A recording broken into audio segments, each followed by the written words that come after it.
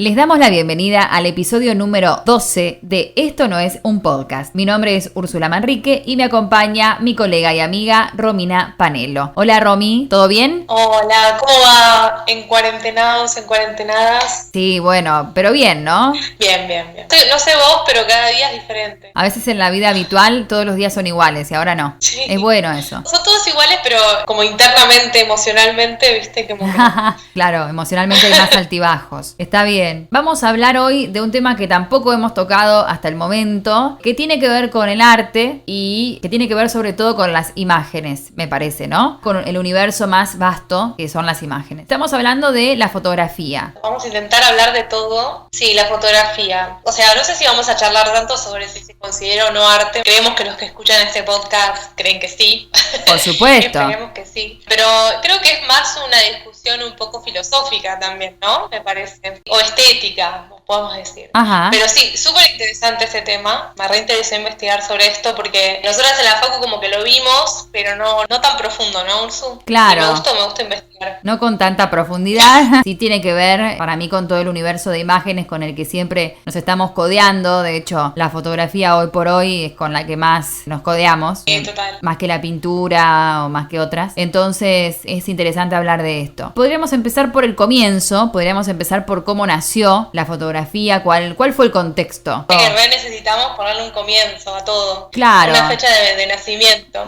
La fotografía como dispositivo oficialmente, ¿no? Nació en 1839, siglo XIX. Gran siglo en el que se inventaron un montón de cosas súper importantes. Les voy a contar un poquito. Y bueno, tiene esta característica que te la describe como un dispositivo, ¿no? Es una máquina. Digamos, una máquina, ¿no? Sí. Es un proceso, podemos decir, mecánico, ¿no? Vamos a hablar de un montón de autores a lo largo de este podcast. El primero que voy a mencionar es Aumont, y él habla de esta idea de dispositivo. Dice que el dispositivo es un elemento que encierra un conjunto de técnicas, de medios, de circulación, de reproducción, de accesibilidad, de soporte. Todo eso es un dispositivo. En este caso, la foto. Claro. Bueno, y uno puede pensar una máquina. Bueno, una máquina hace lo que yo le digo que haga, ¿no? Claro, la manejo. O la programo o lo que sea. Pero no es un dispositivo inocente y no lo vamos a tratar como tal, todo lo contrario. Ajá. De hecho, lo vamos a analizar con uso. Decidimos armarlo en tres sustentadores históricos y tradicionales de la fotografía. Estos valores que sustentaron la fotografía hasta ahora, los vamos a un poco desconstruir, que son la verdad, la identidad y la memoria. Claro, como tres ejes en donde se ha movido siempre la fotografía, ¿no? Como estas cualidades de la verdad, de la memoria y de la identidad, ¿no? Como que son, vos decís, tres cualidades que siempre cuando hablamos de fotografía las mencionamos, ¿no? O como que tienen esta capacidad. Yo creo que son inherentes también. Creo que estos tres valores nacieron con la fotografía y es re difícil sacárselos de encima, ¿no? Ya vamos a ver por qué. Claro, y es importante lo que decís de la descripción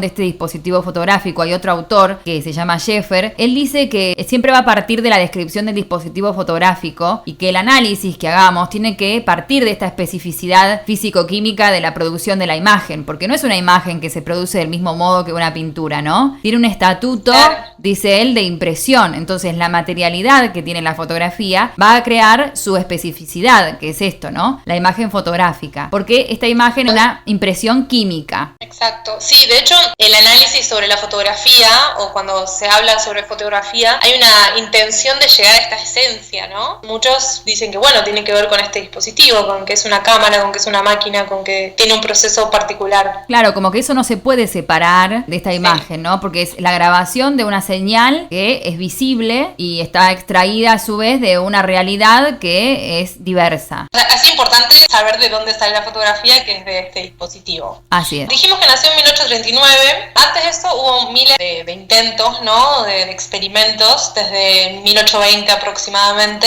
que se viene experimentando con la idea de plasmar una imagen en un objeto y que esa imagen permanezca. Se le da la fecha de 1839 porque un británico llamado Talbot hizo la primera expo de fotografía en Londres, pero digamos que que los experimentos con la imagen, en este sentido, con la proyección de una imagen en otro objeto, datan de hace 1.000 millones de años. Claro. O sea, siglo V, IV antes de Cristo, se habla de cámara oscura. Cámara oscura viene del italiano, ¿no? Cámara es habitación. O sea, olvídense de la cámara chiquita, ¿no? Del celular. Acá estamos hablando de una habitación entera, oscura, ¿no? Con un agujerito donde entraba la luz y ahí se proyectaba de forma inversa, ¿no? Claro. Más que nada en estos momentos era para la navegación, ¿no? Para estudiar las estrellas, para la pintura también, para poder proyectar paisaje o un edificio, editarlo y copiarlo. Claro. Esto se sabe que también se hizo durante el Barroco, durante el Renacimiento. O sea, Leonardo da Vinci tenía unos escritos. Siempre un adelantado, Leonardo. ¿Qué no hizo Leonardo? ¿Qué no hizo ese hombre? Finalmente en el 26 se considera que la primera foto la hizo Joseph Niepce, era francés. Se llama Vista desde la ventana, una foto como bastante mala, ¿no? Podemos pensar hoy, la imagen se ve bastante mala, pero es la primera foto y tiene una vista desde su ventana como en un segundo piso, se ven algunos de los edificios y un paisaje. Y después Niepce se asocia con Daguerre, porque todo el mundo estaba inventando cosas en este momento, muchos estaban trabajando sobre el tema, sobre la fotografía. Entonces se asocia con Daguerre y bueno, logran de alguna manera que la foto sea un poco más permanente, porque el problema con la proyección de la foto era que era sobre un metal, ¿no? Claro. En general enchapado en plata, pero que muy rápidamente se perdía la imagen, no lograba perdurar. Claro, desaparecía después de un tiempo. Miles de inventos, un montón de gente en el medio. Y bueno, en el 39, como dijimos, se difunde el daguerrotipo, ¿no? En base a este hombre de Daguerre, se difunde como mundialmente, ¿no? Este hombre hace la primera expo. Después ya en el 50 se empieza a hablar del rollo, ¿viste? El típico rollo que nosotros conocemos de los negativos. Claro, ¿no? sí. No chiquitos como los conocemos, no, sino enormes. Y en el 1888, ¿no? Siempre el siglo XIX, George Eastman crea Kodak. Bienvenido a la vida, y ahí, Kodak. bueno, claro, ahí se democratiza mucho más, porque vos imaginate que antes la gente, para sacarse una foto, era todo un evento, ¿no? Sacar la foto familiar. Claro, sí tenías que ir al estudio. 1000 horas adelante de la cámara. De hecho, muy gracioso, leí que tenían como una estructura de metal que te ponían para que apoyes la cabeza. Claro, de hecho cuando vemos fotos así antiguas, viste que tienen caras así como de serios, están cansados en realidad. Están contracturados. Las expresiones son de contractura, de tengo hambre, de quiero ir al baño, estoy aburrido. Tengo calor, sí. No me aguanto el moño, un montón de cosas. Eastman, con la creación de Kodak, se democratiza mucho más, ¿no? Porque, bueno, ya aparece la cámara que es más como familiar, ¿no? Que vos te puedes sacar las fotos y Kodak la va a revelar, ¿no? Ya no es un proceso como, claro. O sea, así como de laboratorio, ¿no? Que tenés que ir al estudio fotográfico a hacerlo y demás. Ya desde Daguerre como que lo democratiza un poco más, ¿no? Como que lo tira al público, ¿no? A su descubrimiento. Dice, bueno, va a ser útil para esto, para las ciencias, para las artes. Va a tener una función también como un registro arqueológico, como documento, como registro. Va a tener todas estas ventajas, este nuevo invento, algo así. Digamos que la fotografía surge en este siglo, que también es un siglo muy particular. Como dije, se inventaban 1500 cosas. Voy a nombrar algunas, pero ahí te juro que hay miles. La locomotora, por ejemplo. Se hacen viajes por transatlántico, ¿no? ¿Recuerdan Titanic? Recordamos. Sí. Entonces, ya como hay viajes viales o globales, se empieza a hacer algo en este siglo súper importante, que es la sincronización de los relojes. Antes no estaban sincronizados. Se inventa la vacuna, la lámpara incandescente, la anestesia, bueno, una serie de inventos que creo que se relacionan con la fotografía en el sentido que son funcionales a esta nueva ideología, ¿no? El ser humano tomando control sobre la naturaleza, o bueno, a esta idea de la naturaleza que se tenía, ¿no? De hecho, es el siglo también en el que se usa por primera vez el término científico, porque antes las ciencias estaban más ligadas a la filosofía natural, se le llamaba. Claro, sí. Como al pensamiento de Aristóteles, por ejemplo, ¿no? Que analizaban como todos los seres como de una forma más global y filosófica. Uh-huh. El siglo del positivismo, claro. Todavía no terminó. ¿Por qué no terminó todavía? Por excelencia, positivismo por excelencia. Por excelencia. Y creo que todo tiene que ver con esta idea de también inventar una verdad, ¿no? La idea de verdad y de que hay una. Y creo que el positivismo tiene mucho que ver con eso porque es este proceso, ¿no? Lógico, hipotético, deductivo, o sea, se propone que siguiendo un método hipotético deductivo yo puedo lógicamente crear leyes universales. Yo hago un experimento, o sea, hay observación empírica y lo que sea, pero la ley universal está basada en cosas abstractas, en ámbitos abstractos. Y va a ser esa única verdad, aplicable a todo.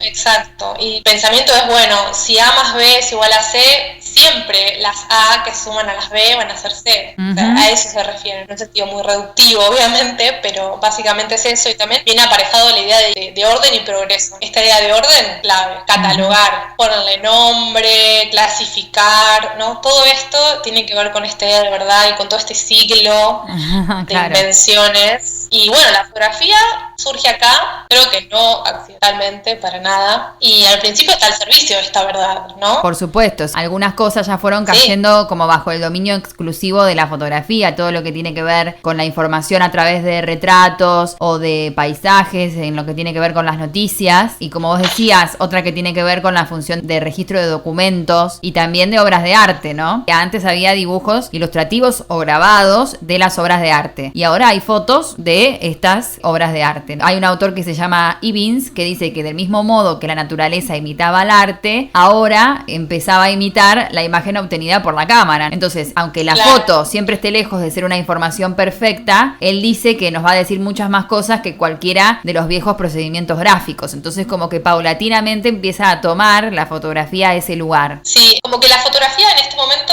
es un proceso mecánico, como dijimos, y que tiene que rendir cuenta fiel del mundo, ¿no? Como que esa es su función, una de las primeras, ¿no? Con la que se asocia, que tiene que ver con esto de la verdad. Como que, bueno, hay una verdad ahí afuera, ya lo decidimos, la foto es servicial a esta verdad. Me va a ayudar a registrarla, documentarla, a evidenciar, a hacer la evidencia de que esto es así. Claro, y aparte otra cosa importante, es como que les otorga confiabilidad, le otorga a todas esas imágenes, como que yo confío en lo que veo, ¿no? Digo, bueno, confío que esto es así. Total. Igual esta capacidad de atestiguar de la foto no se va a separar nunca de esto, ¿no? Digo, es cuestionable, pero en el acto no podemos separarlo de la idea de dispositivo. Por eso ha sido utilizada también la fotografía con esta idea que decimos de la verdad. Ha sido utilizado por la prensa, ni más ni menos, ¿no? Sí, total. Este tema del fotoperiodismo, que desde el inicio es que se da, o sea, sucede algo, ¿no? Un acontecimiento, algo, saco una foto de eso y lo muestro como que fue eso lo que pasó. Sí, sacando una imagen del hecho, ¿no? Porque siempre en la noticia hay como el relato de cómo sucedió y la foto. Sí, tal cual. Entonces, la fotografía en el periodismo funcionaría como una prueba de verdad. Bueno, esto es así, pasó así y esta es la foto que lo muestra, ¿no? Entonces, la foto y el texto, como vos decías, son fundamentales, pero también se enfatizan aspectos con el texto, ¿no? Volviendo a Scheffer, quien hablaba de este dispositivo, de que es una impresión química y demás, dice que la imagen en la prensa tiene también una función, como decíamos, de una prueba, pero también hay una relación entre la imagen y una afirmación verbal identificadora de esa imagen. Y eso, como que él dice, hay que tenerlo siempre en cuenta, es decir, la imagen con esta afirmación verbal, porque si no lo tenemos en cuenta vamos a caer en el falso debate de la objetividad, dice él, de la imagen fotográfica. Es decir, una misma imagen puede cambiar el epígrafe y puede ser totalmente distinto, que la subjetividad está ligada más que nada a una interpretación de esa imagen con el texto. Claro, porque es muy fácil caer en que como es un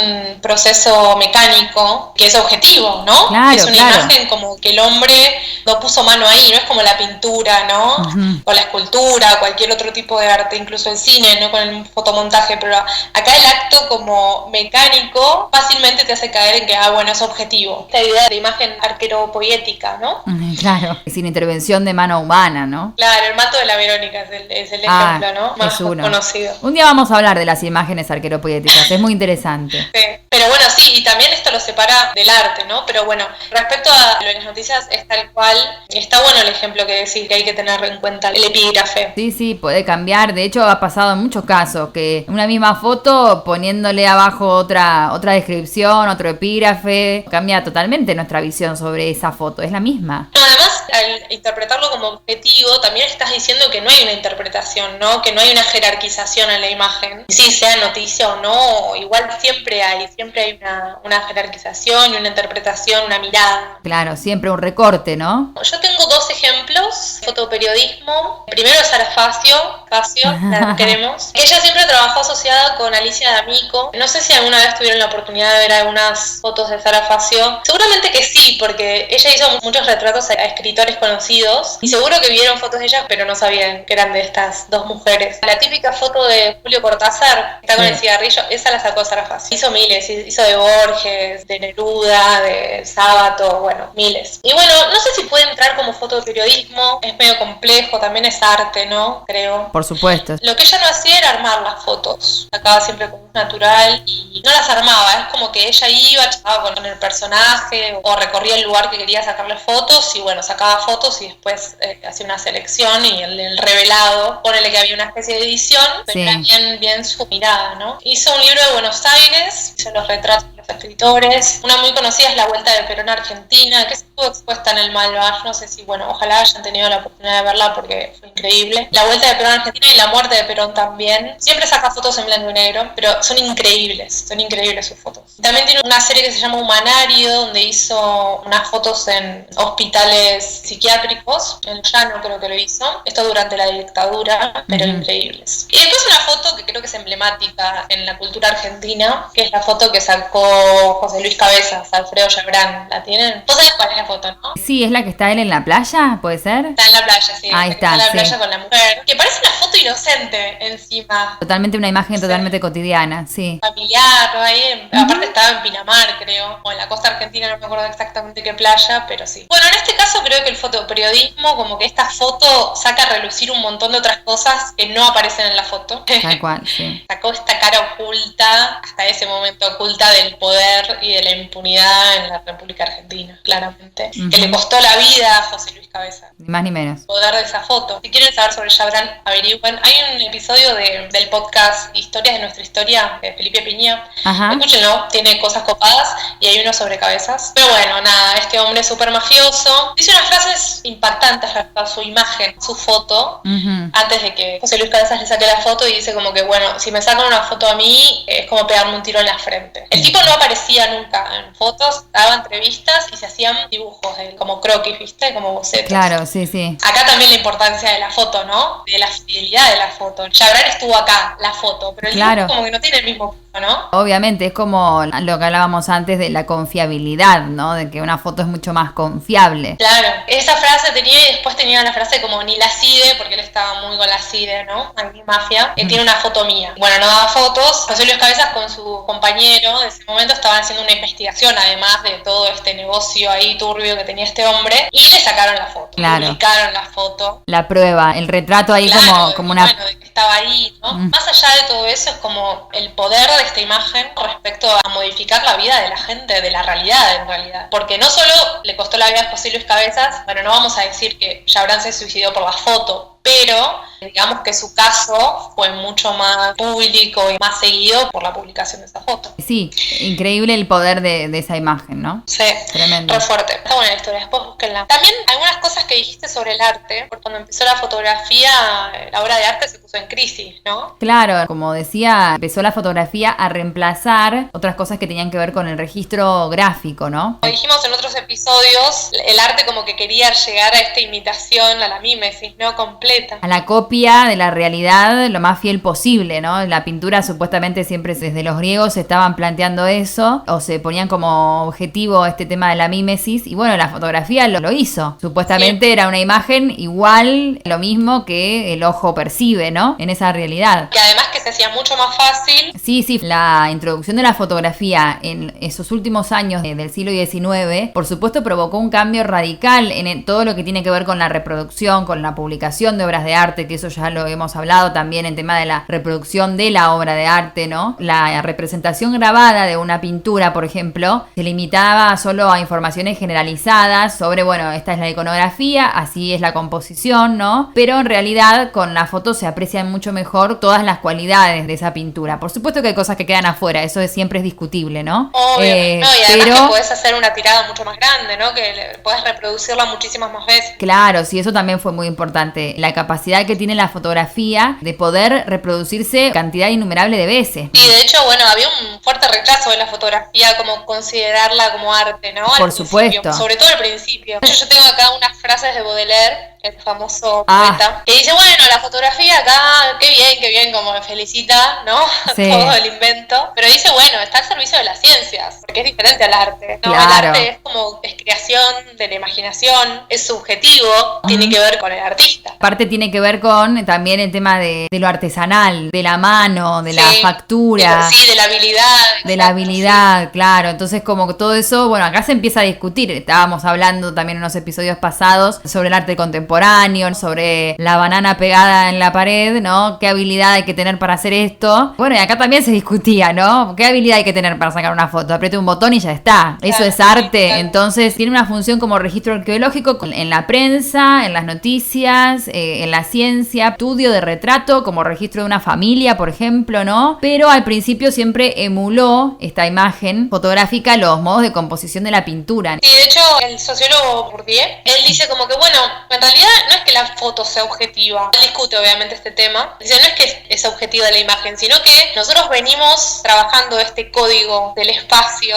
¿no? Sino que como que la imagen y el espacio ya tenía su búsqueda objetiva. Claro, sí. ¿No? Entonces es como un código que ya venimos aprendiendo y la fotografía es como tal vez una manifestación de estas búsquedas también. Y además, lo que tiene que ver con el tema de si la fotografía es arte o no, por supuesto que pasó muchísimo tiempo hasta que se consideró a la fotografía como un arte, ¿no? Que se lo incluyó, ¿no? En este mundo vasto de imágenes hoy por hoy. Un montón de imágenes entran en el terreno del arte. Entonces hablamos de lo visual, hablamos de las imágenes y no tanto de arte, ¿no? Pero, por ejemplo, como esto fue a fines del siglo XIX y que tenemos a principios del siglo XX, son las vanguardias. Entonces, las vanguardias, para alejarse también un poco de esta pintura que estaba siempre al servicio de la mímesis, lo que van a hacer, lógicamente, es acercarse, ¿no? A la fotografía. Pero no la fotografía como, bueno, copia de esa realidad, ¿no? Que circunda, sino a través de los recortes, ¿no? De las posibilidades técnicas que tiene la fotografía. Tiene que ver con esta impresión química, ¿no? De la que hablábamos antes. Muchos autores que dicen que en realidad con este invento, con la invención de la fotografía, la pintura se liberó finalmente, ¿no? Claro, de esa carga. Tal cual. Claro, dice, bueno, ahora de la mímesis encárgate vos, le dice a la foto, ¿no? La pintura. Sí. Encárgate de esto que yo me voy a encargar. Dice, no, pará, no me voy a encargar tanto. Claro, bueno, podemos poner el ejemplo de Moholy Nagy, ¿no? Que él lo que hace cuando saca las fotos tiene nuevos puntos de vista, ¿no? Como que genera una nueva visión. Él intenta alejarse de la pintura y explotar lo que le es propio a la pintura. Bueno, el punto de vista es una manera también de desligarse para él. Por ejemplo, el uso del movimiento, de la velocidad, el uso de los químicos, todo lo que tiene que ver con los artistas de vanguardia. Usan mucho a principios del siglo XX el fotomontaje, porque, bueno, la fotografía, si garantiza la presencia de la realidad, ellos pensaban, bueno, esto no alcanza, ¿no? Esta realidad la quiero ver yo, pero distinta. Entonces ahí entra la idea del montaje, donde esta fotografía es intervenida por los artistas. Es como también el artista en este momento un investigador de la potencialidad que tienen los materiales y de cuál es el potencial de este nuevo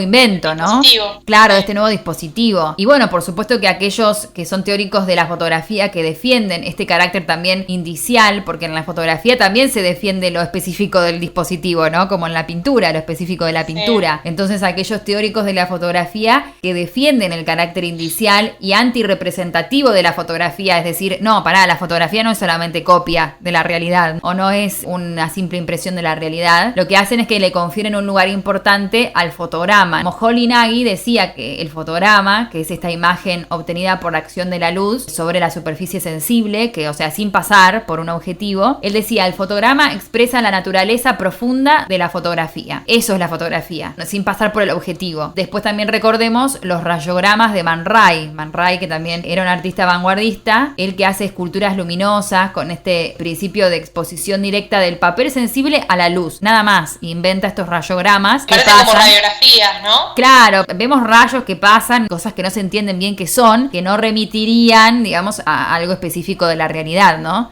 Algo que yo puedo referir así directamente. Claro, como que se vería lo específico, esta impresión química y nada más, que es inherente a la fotografía. Sí, cuando mencionaste esto de indicial, sí. Esto lo sacamos de un buen hombre llamado Peirce, que no vamos a entrar en él, en su teoría, pero él dice algo muy interesante sobre el signo. Es semiótico, hace una descripción del signo que, bueno, es muy válida hasta hoy en día. Y él dice que el signo tiene 3 características. Una es que es icónico, simbólico e indicial. Y bueno, la fotografía es verdaderamente un signo, ¿no? Ajá. Tiene todas estas características. Con el icónico se refiere a esto de la semejanza, ¿no? Que hablábamos con esto de la mímesis, con tratar de imitar o de parecerse lo más posible a la realidad. Simbólico, porque bueno, tiene que ver con las convenciones, ¿no? Que hablábamos, ya nuestro ojo, nuestra mirada, viene siendo ya entrenada en esta composición espacial y objetiva, ¿no? Del espacio y de los objetos y de la naturaleza y de todo aquello que está por fuera de mí. Y indicial, porque por esto que hablábamos del dispositivo, que es inherente a que esa cosa que yo fotografié estuvo delante de la cámara. No lo puedo negar nunca. Por más que haya habido fotomontaje, ¿no? Pero ahí hubo algo a lo que yo le saqué una foto. Sí, es cierto. Así que bueno, es muy interesante lo que dice Pierce, pero bueno, tiene que ver con esto, cuando Ursu dice indicial, ¿no? Bueno, la verdad, está buena, la verdad. Discutible. La verdad y la fotografía, creo que está bueno charlarlo, ¿no? Lo que pensaba yo era, bueno, sí, la fotografía es verdad, bueno, como la frase de Jean-Luc Godard, ¿no? La fotografía es verdad y el cine es verdad 24 veces por segundo. Esta condición de verdad de la fotografía es así, bueno, como vos decías, por ejemplo, en el caso en el que este personaje se vio descubierto porque le sacaron una foto, es la foto demostrando y revelando una verdad, que es así, pero a veces tenemos una foto y no es verdad, ¿no? O hay un recorte, o si la juntamos con otra cosa puede significar otra. Está todo mezclado, ¿no? Como que a veces sí, a veces no. Entonces la fotografía es verdad y sí, a veces no. Tiene todo eso encima, ¿no? Me parece. No, sí, me parece que relacionado con la verdad tiene que ver con este contexto en donde surgió, donde yo fabrico una verdad, que hay una verdad y está ahí afuera y yo la puedo encontrar, ¿no? Que tiene que ver con esto. Sí. Pero después creo que la fotografía no hace más que cuestionar la verdad. Tal ¿no? cual. Lo que hace es como evidenciar que no hay una verdad. Claro, sí. Bueno, y vamos a pasar al otro valor, que es la identidad, con el que estuvo sentada la fotografía. Identidad, bueno, con Ursu lo relacionamos con esta idea de foto de documento, por ejemplo, ¿no? Claro. Mi foto de identidad, la 4x4, foto de retrato, ¿no? De la familia. Lo primero que reemplazó la fotografía en cuanto al arte fue el retrato. Era mucho más económico también, ¿no? Sacarte una foto que contratar un pintor. ¿Sabes qué me acordé? Creo que era Magan, que decía él, es que cuando yo voy al aeropuerto con mi pasaporte o cuando voy por la calle y me para el policía y me pide el documento, ese documento con mi foto, yo voy al aeropuerto y no lo llevo, mi presencia física no vale, no es válida. Claro, tal cual. Era muy loco, pero es verdad, como que mi presencia física es menos válida que un documento que tiene mi foto. Tiene que coincidir la foto, el nombre y vos. Tiene que todo confluir. Importante de que una imagen esté en algo tan característico como es el documento, ¿no? Sí, y me identifique, que yo me identifique con esa imagen también, ¿no? Como que, sí, sos vos, no sos vos. Bueno, claro, sí, y aparte el tema de la identidad con el nombre, que es la identidad por excelencia, sería el nombre, ¿no?, de cada quien, cómo nos identificamos, y a la vez la imagen acompañada de ese nombre, ¿no? Que esté todo como funcionando a la vez. Esto que decíamos antes de la imagen y de lo verbal, ¿no? No, sí, creo que funciona a muchos niveles también. Por ejemplo, cuando vemos la contratapa de un libro y leemos la biografía de un autor y se ve la foto, ¿no? Ya como que hay una, no quiero ser redundante, pero una identificación mucho más fuerte, ¿no? Como que, bueno, este personaje es así. Y bueno, ese es otro de los valores con el que se asoció a la fotografía muy rápidamente. En este caso, elegimos hablar de Barthes. Sí. Barthes escribió un libro que se llama La cámara lúcida, en 1979. Bueno, Barthes es un personaje especial, escribió libros muy copados, pero es medio depre, ¿viste? Él como que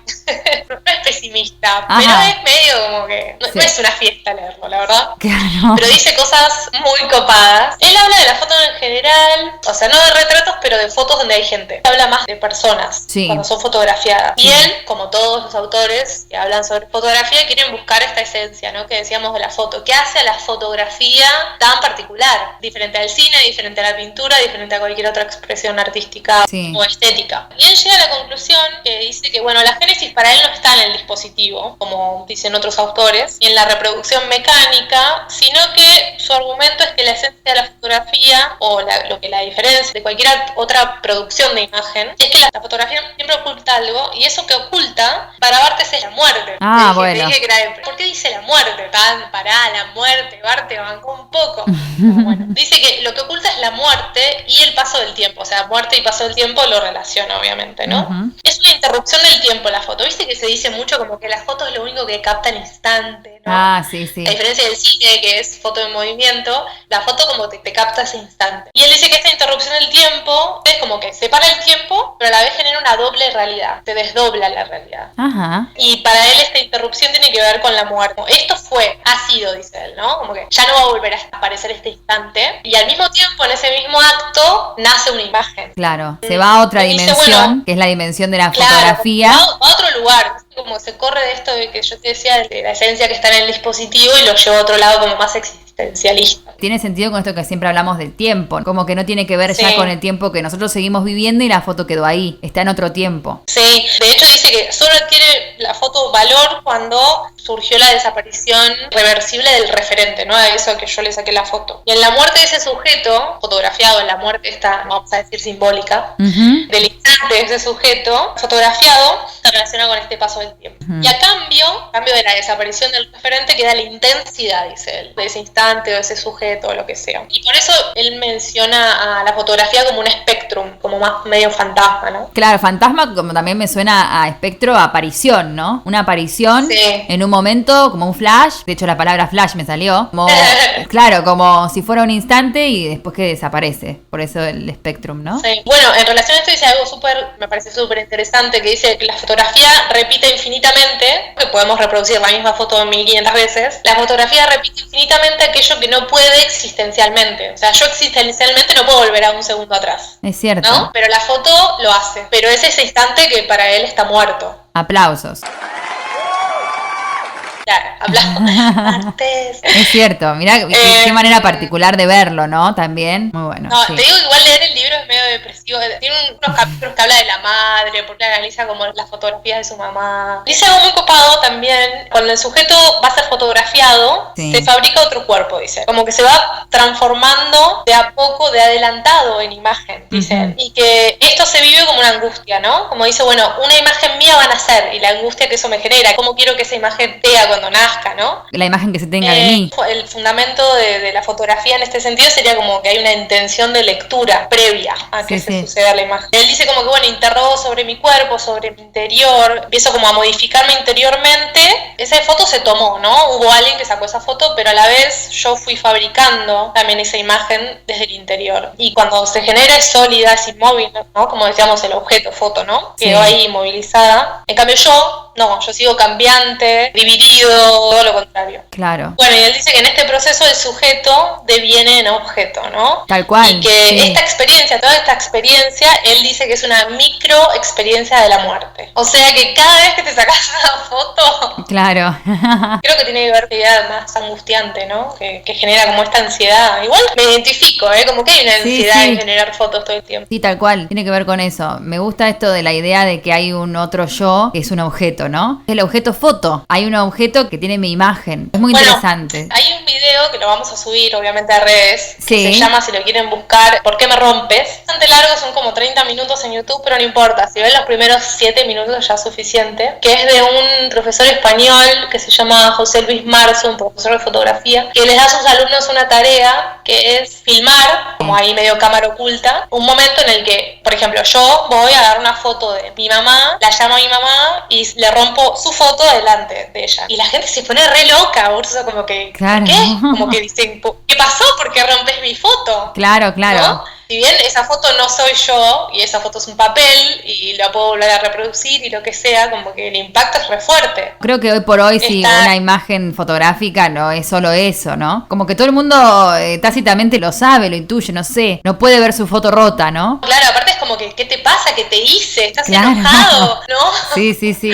Como la reacción es esa. De hecho hay unos porcentajes que aparecen en el video, después los ven, pero dice como que muchos de los experimentos se hicieron con parejas, ¿no? Entonces lo primero que piensa la otra pareja es como que, bueno, que ella me querés cortar. Claro, se terminó todo. Y lo expreso rompiendo una foto, ¿no? Sí, aparte lo angustiante que es ver fotos rotas. Te rompe una foto en la cara, es tremendo. tuya encima. Sí, eso es tremendo. Me hizo acordar esto que decías cuando Barthes hablaba del tema del instante, que Cartier-Bresson también decía, que es un fotógrafo que tiene que ver con la fotografía documental, él decía, la buena fotografía es el encuentro del instante y de la geometría. Creo que se refería con el tema de la geometría al encuadre, ¿no? Al recorte. Entonces me hizo acordar a eso, la idea del instante, de esta cosa que aparece y que yo capto. Que capto, sí, que bueno, quedó en la cámara, se convirtió en un objeto, pero ya existencialmente no va a suceder nunca más. Claro, sí, no puedo volver a ello. Sí. Respecto a esto de la muerte, también lo relaciona con el teatro griego, y en realidad con los cultos y las celebraciones a los dioses griegos en su momento. Porque él dice, bueno, la muerte tiene que estar siempre en algún lado. Sí. Antes estaban en los rituales religiosos y ahora están en las imágenes. Relaciona esto con el teatro, en el sentido de la máscara. Viste que en el teatro antiguo se utilizaba mucho más del vestuario una máscara, ¿no? Claro, sí. Y bueno, él habla de esta máscara cuando menciona a este sujeto interviniendo sobre sí mismo y transformándose en imagen a priori a que sea fotografiado. Y como esta experiencia es una micro experiencia de la muerte y cómo lo relaciona con estos rituales. Él dice que bueno, se hacían rituales a Dionisio, ¿no? Con esto se hacía mucho el teatro. Pero también con Orfeo. Estuve investigando sobre estos ritos órficos. Ajá. Claro, que tienen que ver con pasar al más allá. Ir al más allá, o la vida en el más allá, o bajar al inframundo. Tiene que ver con todo esto. Se menciona, con los ritos órficos hay una relación con Osiris, ¿te acordás? El dios por supuesto. Egipcio. Sí. Osiris, con muchas cosas, pero en su mito lo que hace básicamente es resucitar. La primera momia, es Osiris. ¿No? Claro, sí. exacto. La primera momia resucita, pero bueno, va al más allá en realidad, ¿no? Como que pasa, ¿no? Pasa a otro plano. Claro, pasa a otro plano de existencia, sí. Una vida por... Los ritos esos órficos tienen que ver con Orfeo. Que Orfeo, capaz le suena esto, pero Orfeo tenía una novia, no me acuerdo cómo se llama ahora, Eurípides creo que era. La cosa es que la piba muere porque la una serpiente, no sé, va al inframundo y Orfeo dice, no, como puede ser, la tengo que ir a salvar. Bueno, Orfeo baja, era músico Orfeo, entonces va Orfeo con instrumentos musicales, con el arpa creo, no me acuerdo. Empieza a tocar y bueno, pasa todos los demonios, ¿no? Baja al inframundo, todo bien, pasa todas las pruebas. Se encuentra con Hades, Leucopense, le dan a la novia y le dicen, bueno, la única condición, te la damos de nuevo, te la revivimos, pero no tenés que mirar atrás, tienen que salir los dos, vos caminando adelante y atrás, y hasta que no salgan del todo no tenés que mirar para atrás. Como lo que hablábamos la otra vez de la mujer de Lot, que transformaba en sal. Están por salir, y ya están, lo lograron, el tipo nunca miró para atrás, confió plenamente, y cuando salen, él mira para atrás, pero ella todavía tenía el pie metido en el inframundo y se desvanece.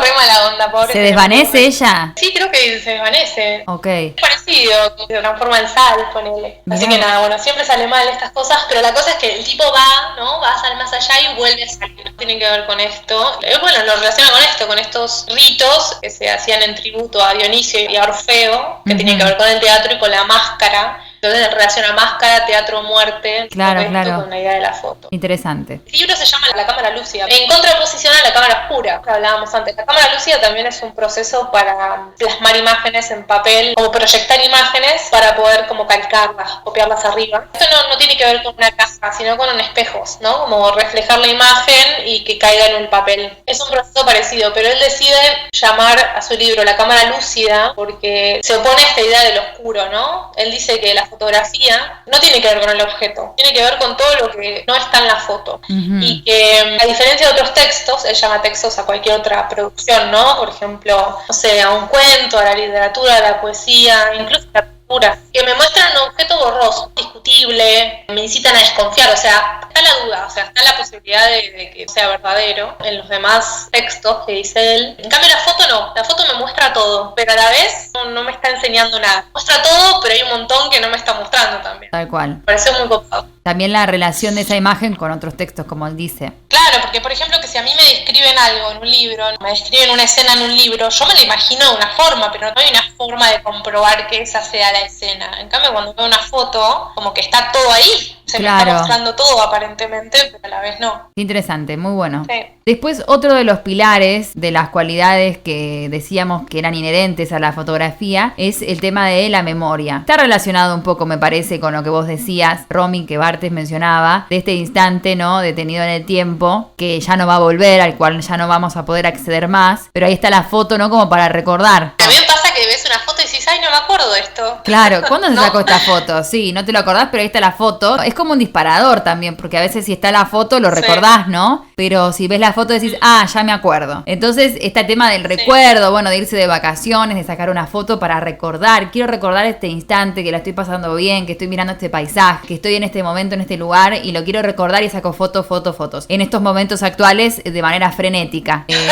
De hecho, a veces, como ya lo dijimos, vemos a través de la pantalla y no a través de nosotros mismos. No es que, bueno, veo algo, digo, qué lindo, lo quiero recordar y lo saco, ¿no? Sino que es totalmente al revés. Saco fotos y después las miro, ¿no? Una cosa así. Pero bueno, con el tema de la memoria, vamos a recurrir a nuestro gran amigo Didi Huberman, del que ya hemos hablado en este podcast, que es amigo de la casa. Somos un poco groupies de Didi Huberman. Sí.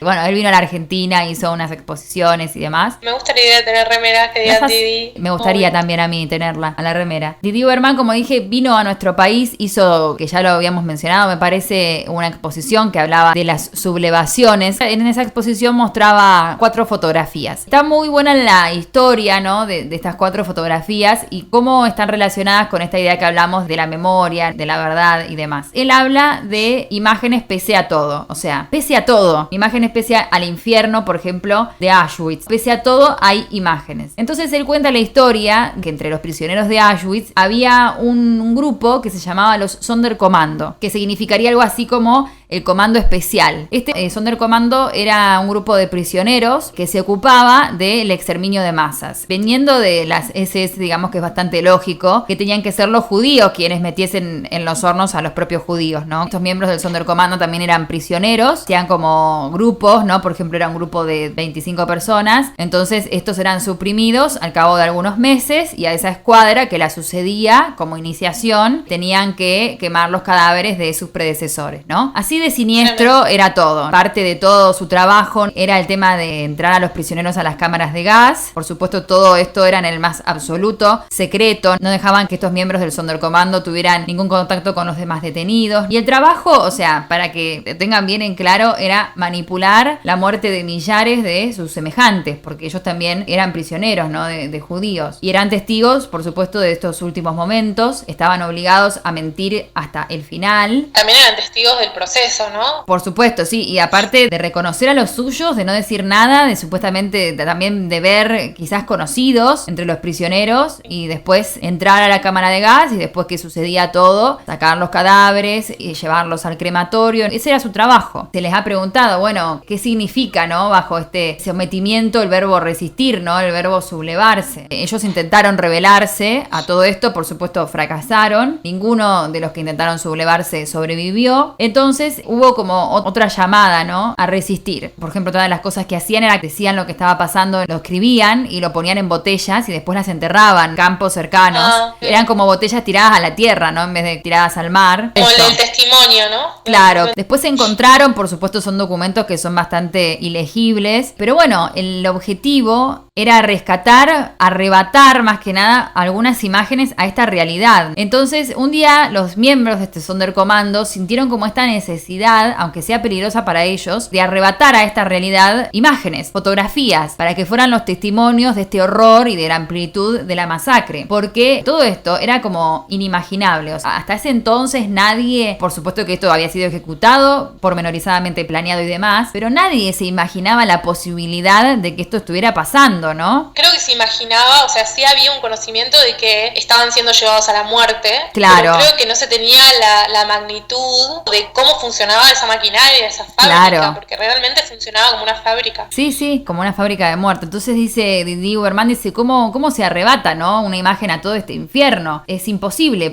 porque está todo camuflado, porque todas estas instalaciones están ocultas. Los crematorios y las cámaras de gas estaban ocultas con árboles, con vegetación, ¿no? Algunos estaban enterrados también. Sí, la mayoría estaban como subterráneos y había solamente como una chimenea grande, pero... Entonces, bueno, ¿cómo le damos forma a este inimaginable, ¿no? ¿Cómo le arrancamos una imagen a esto a pesar de esto? Tenían una idea, los jefes de la resistencia polaca, de todo lo que estaba pasando, no con mucho detalle, pero sí sabían que estaba pasando lo del exterminio. Entonces, lo que hacen es que le piden fotos. Y lo que pasa es que un trabajador civil consigue introducir una cámara fotográfica a escondidas y la hace llegar a los miembros del Sonderkommando Sonderkommando. Entonces, lo que hicieron fue que dañaron, a propósito, un poco el techo de un crematorio, el crematorio 5. Algunos miembros del equipo fueron mandados por los miembros de la SS a repararlo. De este modo, David Smulevsky, que se tiene el nombre, pudo hacer guardia desde arriba, escondió la cámara en el fondo de un cubo, ¿no? En el techo. La cámara llegó a manos de un judío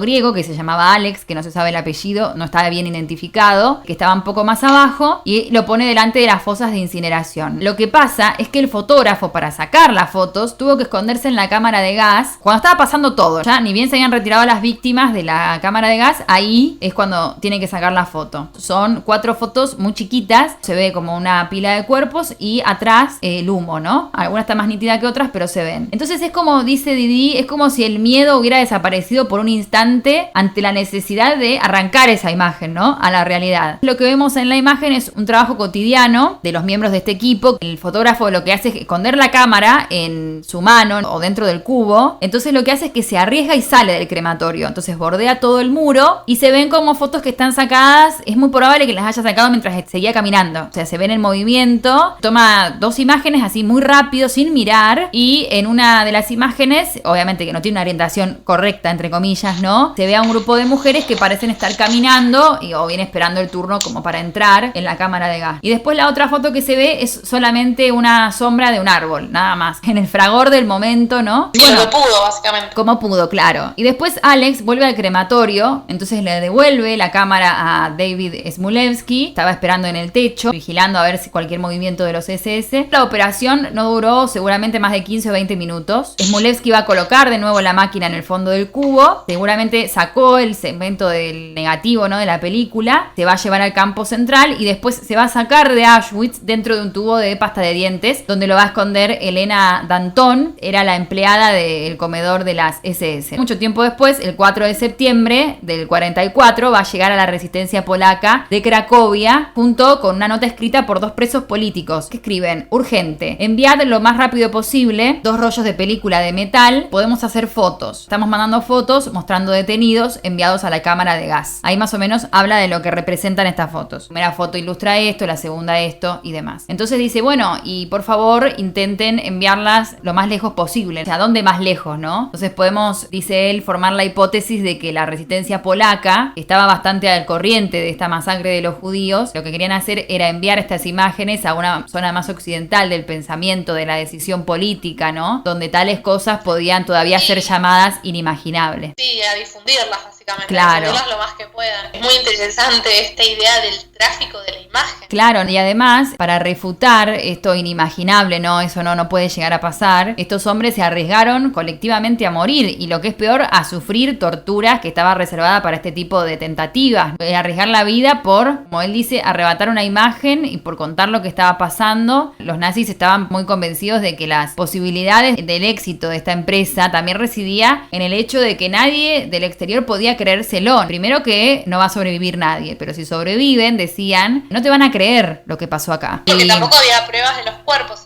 Los cuerpos eran totalmente integrados. Así es. Los huesos, o sea, todo. Claro, de Sonderkommando uno de los trabajos era ese, después destruir, después del fuego, todo lo que quedaba sin destruir. Me parece, sí, un acto de resistencia total. También creo que es un acto de resistencia a futuro, ¿no? Porque ellos haciendo ese trabajo, sabían cómo iban a terminar. Claro, no sí. Era quizás como los otros prisioneros que estaban ahí medio en la ignorancia, que la estaban pasando re mal, pero no es que era certero, ¿no? Que iban a morir. La última etapa de esta solución final, entre comillas, exigía la desaparición de las herramientas que se utilizaron para la desaparición. Vos no podés probar una desaparición si yo la herramienta con la que la realicé las estoy destruyendo también. De hecho, al final de todo, en el 45, el crematorio 5 fue destruido por los propios SS con cargas explosivas. Entonces lo que se ve son paisajes que no tienen nada. Acá nunca pasó nada. Acá hay solamente pasajes devastados. Había también que hacer desaparecer los archivos, la memoria de esta desaparición. exterminación. El olvido de esta forma de exterminio es también parte de todo esto, ¿no? De lo que no se puede decir, lo que no se puede mostrar, ¿no? Lo que no se puede ver. Lo que vemos, dice Didi, los archivos que tenemos del Holocausto y la Shoah, definen sin duda un territorio que es incompleto de supervivencia, que es fragmentario. Entonces lo que hace la fotografía, bajo este ángulo, es que ilustra ejemplos más o menos conocidos, porque bueno, dice, técnicamente es muy fácil hacer una foto. Esto ayudó, o sea, el dispositivo, el que sea fácil sacar una foto, ayudó a esta forma de resistencia, ¿no? Entonces, este simple trozo de película, o sea, tan chiquito que se puede meter en un tubo de pasta dentífrica, es capaz de originar a la vez un número ilimitado de copias, de reproducciones, de ampliaciones, de formatos. Y esta fotografía que está asociada de por vida a la imagen, a la memoria, tiene mucha fuerza, dice él, ¿no? Por eso fue tan difícil de erradicar de Auschwitz, como la memoria en los cuerpos de los prisioneros. Por supuesto que los nazis también tenían laboratorios fotográficos adentro de los propios campos, y ellos sacaban un montón de fotos como registro de lo que hacían. Él lo llama como una pornografía de la matanza. Tenía como pormenorizadas las rutinas de registro, ¿no? Tenían también una especie de narcisismo burocrático. Entonces ellos documentaban, fotografiaban todo lo que se hacía en el campo, aunque todo esto seguía siendo un secreto de Estado. Tomaron ellos mismos fotografías. Recordemos también toda la iconografía médica, dice él, de los experimentos llevados a cabo por Mengele, sí, por el grupo sobre las mujeres, sobre los hombres, sobre los niños de Auschwitz. Por supuesto que al final de la guerra, cuando los nazis quemaron todos sus archivos, estos prisioneros que servían de esclavos para realizar la tarea, lo que hicieron fue aprovechar la confusión general para salvar, para esconder, para dispersar el mayor número posible de imágenes. Y hoy en día, dice el autor, quedan alrededor de 40.000 clichés de esta documentación de Auschwitz, pese a que fue destruida sistemáticamente. O sea, imagínate la cantidad que había, y a pesar de que fue destruida quedó tanto. Pero estas imágenes son distintas las que vemos, ¿no? Porque son imágenes que están sacadas por las víctimas, no por los victimarios, sí, ¿no? Por las víctimas en este secreto, ¿no? Claro, es secreto y arriesgando la vida. Entonces él dice, cada producción testimonial, el lenguaje y la imagen son solidarios. O sea, como que una imagen acude ahí donde parece fallar la palabra. Y también una palabra acude allí donde parece fallar la imaginación. Entonces la verdad de Auschwitz, si es que esta expresión tiene algún sentido, dice él, no es ni más ni menos inimaginable que indecible. Entonces, si el horror de los campos desafía la imaginación, cuán necesaria nos será cada imagen arrebatada a tal experiencia, ¿no? Entonces es por eso que son tan necesarias estas imágenes. Después se cuenta que las quisieron como reencuadrar, ponerlas más claras y demás, pero él dice, no serían las imágenes que se sacaron. Esa imagen ya es resistencia y ya es una sublevación. Resistencia creo que está más en el acto fotográfico que después lo que surgió de esa foto, porque no es que ellos iban a saber primero que habían salido bien, que no se habían velado, ¿no? Tal cual. Como, bueno, primero hacemos el acto y esperemos que salga bien. Claro. Y me parece que respecto a lo que decís del testimonio como oral o escrito, creo que están en un mismo nivel. Igual que el escrito, igual que acceder a la memoria de una de las víctimas respecto a ese momento, creo que es fragmentario también y totalmente subjetivo, y creo que en este caso la imagen fotográfica está en un mismo nivel. Tal cual. Lo que dice cuando habla de una sobreviviente, que dice que a falta de la verdad lo que vamos a encontrar son instantes de verdad. Entonces él dice, claro, bueno, exactamente aquí es lo que son estas 4 imágenes tomadas por los miembros del Sonderkommando. Son 4 instantes del mes de agosto de 1944 y son 4 instantes arrancados de esa cotidianidad que tenían ellos cada día, como historias de que se cuentan, de testimonios y demás. Y esto es lo que son estas imágenes, en definitiva, ¿no? Totalmente, porque el testimonio oral, escrito, como digo, y la imagen ayudan a tratar de reconstruir esa cotidianidad, como vos decís, pero creo que es imposible. Es imposible también porque creo que el horror, lo horrible que debe haber sido, es como que también te lo impide un poco. Acá en Argentina, con la última dictadura cívico-militar, también pasó algo parecido con la foto. Bueno, después, ¿no? Cuando se intentaban identificar a los cuerpos que iban encontrando, hubo un momento en el que se les pidieron fotos a los familiares de los que estaban desaparecidos o que habían sido denunciados como desaparecidos, en donde estén sonriendo. Sonriendo porque se mostraban los dientes, ¿no? Y a través de la dentadura era una posibilidad de identificarlos también. Claro. Tremendo, pero acá también la foto, ¿no? Juega un papel importante. Claro, ayudando a esa identificación. Más como identificación, ¿no? Pero en cuanto a la memoria, me parece súper importante en cuanto a la reconstrucción, que siempre va a ser fragmentaria y subjetiva. Ya hemos hablado bastantes veces como, bueno, se está moldeando todo el tiempo, esta es plástica, estética. Sí, tal cual. Y aparte también me pareció muy rescatable lo que Didi Berman dice cuando se intentan, como yo te decía, que había algunas imágenes que estaban medias borrosas, que no se veían bien, que estaban mal encuadradas, porque lo hizo con todo este apuro, ¿no? El fotógrafo, con todo este riesgo aparte. Él dice, bueno, cuando se intenta recuadrar de vuelta, hacerle zoom a la imagen a ver quién es la persona que está ahí y demás, lo que se intenta hacer es solamente ver en ella como un documento del horror. Pero no es solo eso, dice él. No, esto, total. de hecho, la que se sacó ahí a la sombra del árbol, ¿no? Que parece que históricamente no tiene ninguna utilidad, nos dice mucho, dice él, esa imagen. Nos ofrece un testimonio del propio fotógrafo, o sea, la imposibilidad de enfocar, el riesgo que corrió, la urgencia, el apuro, ¿no? La carrera que tuvo que emprender, claro, la poca destreza.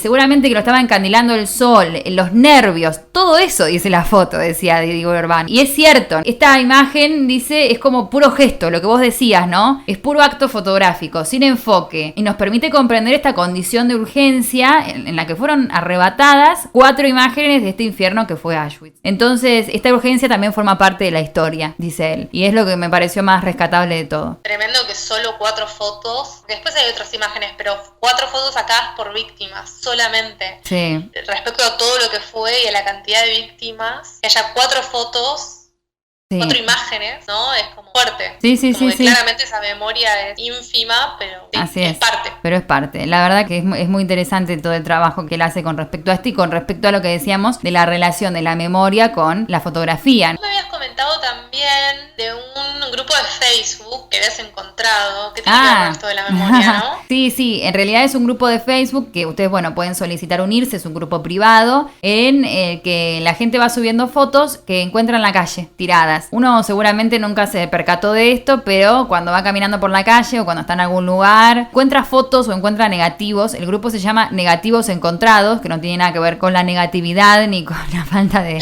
positivismo, ni con pesimismo, sino que tiene que ver con estas fotos, estos negativos que se encuentran. Se pueden encontrar negativos, álbumes enteros, fotos enteras. Yo he encontrado algunas fotos, no las he subido al grupo, pero lo haré. No me acuerdo, capaz que alguna vez sí, pero viste esa gente como que se muda, tira basura, ¿viste? Claro. No sé, pero no me acuerdo. Fotos tiradas, millares, un montón. La verdad que es un grupo muy numeroso. Bueno, son por supuesto estos instantes que te hacen pensar y te hacen disparar la imaginación porque no sabes quiénes son los fotografiados, no sabes en qué contexto se sacó. Entonces uno se va como imaginando historias, las vas creando. Inevitablemente sucede eso, las vas creando en tu cabeza. Sí, ¿no? Es como que vas generando una memoria que sí. no sé, es raro. Seguramente tiene que ver con el recuerdo de alguien. Claro. ¿No? Que quiso mortalizar ese momento. Sí. Este grupo. Bueno, así que si pueden unirse, por supuesto, sabiendo de qué se trata, es un grupo cerrado por eso. Fotos. Si se encuentran fotos en la calle. Claro, se encuentran alguna foto en la calle, la comparten y surgen, bueno, por supuesto que después a través de los comentarios surgen un montón de cosas. Surge que se ha encontrado al retratado, que se encuentra a sí mismo, también que no sabe que se sacó esa foto y que fue después desechada, ¿no? ¿Encuentran fotos tiradas de sí mismos? No, hay gente que encuentra que en el grupo, como son tantos integrantes, reconoce a la persona que está fotografiada y dice, ay, ese es mi tío, ¿no? Eso sucede. También a veces son laboratorios fotográficos que funden o que cambian de rubro y entonces todo el archivo que tienen lo tiran a la basura. Claro. También sucede, se han encontrado fotos de cumpleaños, de 15, de casamientos. ¿Sabes qué me acordé? ¿Te acordás de la peli esa de Robin Williams? Que él trabajaba en un lugar donde revelaban fotos. Sí, se llama Obsesión. ¿Cómo era? Obsesión algo. Bueno, después lo buscamos. Sí. Es muy buena esa peli. Claro, pero viste que él lo que hace, que creo que tiene que ver también con un poco con este grupo, ¿no? Él se forma una imagen también de lo que esa familia es y la realidad es otra. Entonces se decepciona de esa realidad. Yo me acuerdo de esa película. Yo no me acuerdo muy bien de la trama, pero me acuerdo que él estaba re loco. Ve ahí una disrupción entre lo que él imaginaba que la familia era y lo que realmente es. Ah, porque la familia era como así re perfecta, ¿no? Claro, en las fotos